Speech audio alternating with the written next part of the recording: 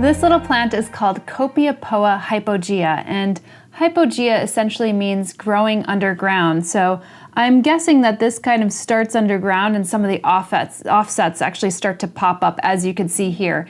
And I got this just as this kind of large plant, and you could see all these new little offsets that are cropping up here, and some of them are actually curling a little bit more. I think this is actually the one that's furthest away from the light, and you could actually see it curling up a little bit more than these.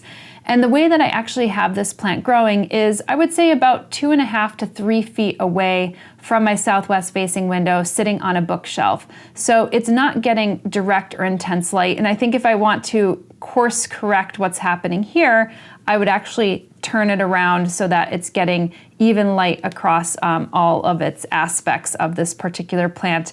But this plant has been an interesting one to grow. I love how some of these cacti just actually start to get these little offsets and start to become a little bit more of a cluster. Now, I have seen these kind of growing in places like Thailand, where cacti and succulents are definitely a thing.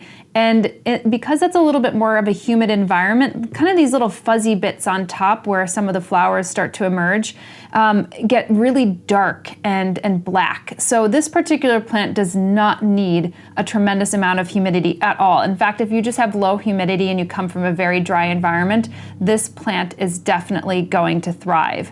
As far as soil goes, I have this in an extremely well-draining mix. So I'm not overwatering this plant. Typically in the winter months, I'm watering once every 2 weeks.